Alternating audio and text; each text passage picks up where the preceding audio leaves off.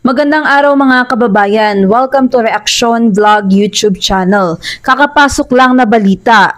Ayon sa opisyal na ulat nitong Sabado mula sa Los Angeles County Coroner, ang pagpanaw raw ng negosyanteng si Juan Paulo Tantongco na may edad na 44 anyos ay dahil raw sa umano'y aksidenteng coke overdose. Batay sa findings ng Deputy Medical Examiner na inilabas noong July 9, coke effects ang sanhi ng pagkamatay ni Tantongco at itinuturing itong accidental drug overdose. Nabanggit din umano na may probable atherosclerotic cardiovascular disease o posibleng sakit sa puso ang biktima. Naganap ang insidente sa Beverly Hilton Hotel sa Beverly Hills, California noong Marso 8, 2025 kung saan siya idineklarang nasawi. Nasa Estados Unidos umano siya bilang bahagi ng entourage ni First Lady Liza Araneta Marcos na dumalo sa Manila International Film Festival o MIFF na ginanap mula March 4 hanggang 7 sa Beverly Hills.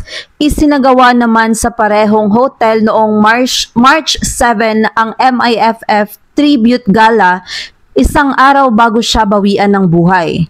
Hawak ng Beverly Hills Police Department ang investigasyon sa kaso at naiuwi na rin sa Pilipinas ang kanyang mga labi. Si Tantongco ay kabilang sa prominenteng pamilyang nagmamay-ari ng Rustans retail chain sa Pilipinas. Asawa ni Dina Arroyo at may 3 anak. Guys, so before anything else, let me just remind you na this video is for entertainment purposes only. Wink, wink. So, og gapuyo mo sa Los Angeles, kibaw mo asa ni dapita, no? So, this is Beverly Hills. I'm in Beverly Hills right now. Kibaw mo nga nung nagkagidlay, nagkagubot-gubot na karon ng mga Marcoses. Kaya ang nahitabo manggod ni Lisa, karon wala siya gipalupad, wala siya gipapauli sa Pilipinas. Kay ang building ako nakita karon, I'm not going to show it, but it is where Lisa Marcos o katong tag-iya sa Rustans stay dito sa Los Angeles, sa Beverly Hills. So ang nahitabo manggod ani god kay si Lisa o kining lalaki nga tag-iya sa kanang di na ko i-mention nga tag-iya sa Rustans na overdose manggod di ni siya tigamit og drugas nya karon na overdose sa drugas. Ang foul play manggod ang ninahitabo kay gireport nila 7 hours na later nganong kinanglan man sila maghuwat 7 hours later before nila gireport nga namatay na dito ng Kung matatandaan po natin, noong March 13, 2025 ay lumitaw nga itong si Mr. Dean Chase at isiniwalat ang balita na isa nga sa member ng entourage ni Liza Marcos ay pumanaw dahil na overdose sa coke. At eto nga raw si Liza ay na-detain umano. So, moto pag uli na nila karon, ginbestigahan sila, di man niya matubag. Kinanglan mo sila itas o kanang if they were under the influence of drugs. Mo na karon nagkagidlay na sila. So sa abaniog yun na diri karon sa Tibok, Los Angeles, especially sa kanang Filipino community here in the Beverly Hills area. I just live a couple of blocks away from where it happened. So naabaniog gud siya. So muna karon gaba na ninyo mga Marcoses, mga putang ina kamo. Ha? Dili mo makauli. Tungod kay imo puros mo mga adik. Shabu pa more. Drugas pa more. Mao na mga injectables pa more. Gaba na ninyo mga putang ina mo.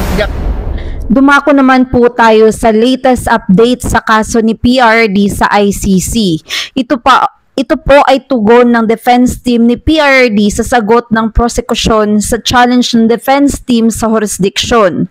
Ayon nga sa defense team ni PRRD na umalis ang Pilipinas sa ICC noong 2019, kaya hindi na maaaring mag-usisa o mag-prosecute pa ang hukuman sa kanya para sa mga aksyon na ginawa pagkatapos ng pag-alis. Hinihiling nila sa hukuman na itigil na ang kaso at palayain agad si PRRD. Binigyang diin din ng depensa na nabigo ang ICC prosecutor na magbigay ng mahahalagang dokumento sa tamang oras na naging hadlang umano sa pagdepensa kay PRRD ng maayos. Sinabi rin nila na hindi maaaring umasa ang ICC sa naunang preliminary examination nito sa Pilipinas para sabihin na mayroon pa rin itong otoridad. Ayon pa sa depensa, kahit na nais ng ICC na labanan ang impunity, dapat pa rin itong sundin ang sarili nitong patakaran at igalang ang mga karapatan ni Pangulong Duterte sa batas.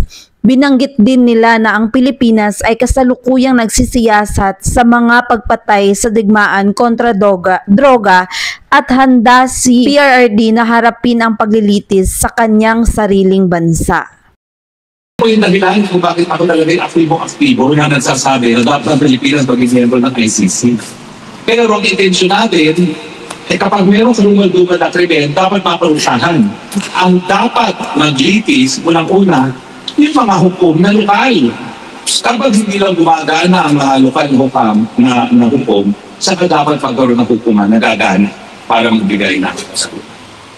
So bagamat ako po ay nasa gitna ng pag-ilimyendo ng ICC at sa katunayan, naging matagumpay tayo ng panahon ni Noynoy Aquino na sumafi sa ICC, abay ako rin ang nagpunta sa ICC sa Assembly of State Parties sa New York at nagsabi na ito'y pagpapatuloy ng prosecutor yung pag-iimbestiga kay Tatay Digong samantalang bukas na bukas sa lupa ng hukuman mapipilitan ng Pilipinas bilang isa ang kaisa-isahan ng mga panahon na yun, estado ng taga-ASEAN na kasapi ng Rome Statute na BBTO sa Rome Statute.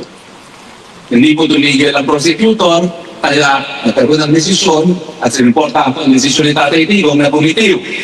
Ako po ay sumasang-ayon sa sinabi ng defense team na igalang rin ng ICC ang mga karapatan ni PRRD sa batas dahil ang daming nilabag nitong gobyerno natin sa mga karapatan ni PRRD ni hindi nga nila nilitis dito sa Pilipinas dahil wala silang ebidensya.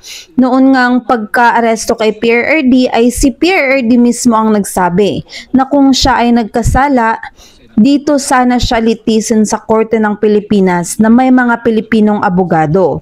At kung siya ay mapatunayang may sala, ay magpapakulong siya dito sa Pilipinas. Kasi yung dahilan kung bakit tayo naging kasapi ng ICC, gagalaw lang ang ICC kung walang lokal na hukuman na po pwedeng gumalaw.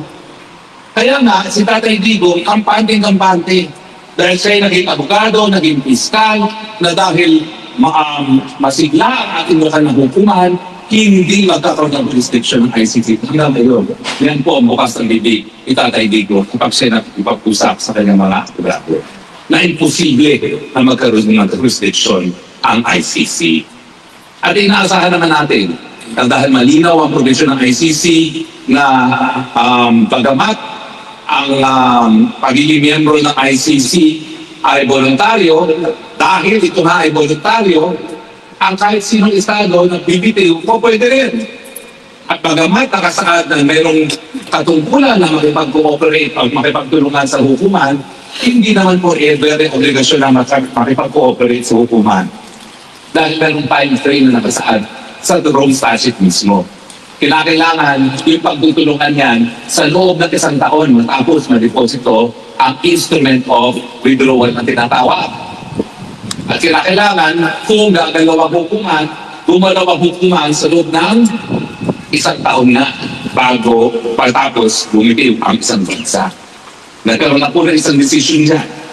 At ang sabi ng korte, dahil ang preliminary investigation na nagsimula sa loob ng 1 taon, po pwede na magpatuloy ang preliminary investigation kasi bumitiw na yung bansang yon. Pero dahil kay Tatay Digong nagsimula sa 2nd taon na, pilit natin sinasabi na wala ng jurisdiction na dahil natulog sa pansitan ang prosecutor. Ang malungkot po, bagamat sa malinaw na lengguwahe ng Rome Statute at yung naging desisyonan ng korte sa isang kaso, itong gobyerno natin ang siyang kusang nag-surrender kay Tatay Digong. At ngayon, ang sagot ng prosecutor at ang mga biktima doon sa argumento natin na walang jurisdiction, bakit yung sinasabing walang jurisdiction? Yung pag-surrender ng Pilipinas ay pagkilala ng gobyerno ng Pilipinas na meron pang jurisdiction ng ICC. Ibig sabihin po, doble ang kawalangyaan ng Marcos administrasyon. Ikinidnap dahil hindi sinasunod ang Article 59 ng ICC Rome Statute na dapat hinarap muna siya sa lokal ng hukuman na magarantiya ang kanyang karapatang pantao at marespeto ang soberenya ng bansang Pilipinas, May doble na po ang pagkawalan niya. Dahil habang sinasabi ni Tatay Digong na wala ng jurisdiction ng hukuman, ang Marcos government naman sa pamamagitan ng voluntaryong pag-surrender sa kanya ay sinasabi, meron pa jurisdiction. Hindi nga lang yun. Dinagdagan pa ng asin ng sugat at sinabi, kami pa magbabayad sa pamasahe at lahat ng gastos ng mga testigos titindi dapat si Tatay Digong bilang pagtutulungan sa ICC. Bakit nila ginawa yan? Para nga mabaliwala ko yung sinasabi natin na wala ng jurisdiction yung ICC. Talaga naman kung ako'y binigyan ng babala ng aking mga kasama sa Kongreso dahil minsan naman tayo nabigyan mo rin ng Kongreso na talagang pupulbusin nila ang mga Duterte at kanilang mga aliado dahil nagnanasa talaga silang manatili sa pwesto ng forever dahil nabigo kanyang ama na magkaroon ng Marcos forever.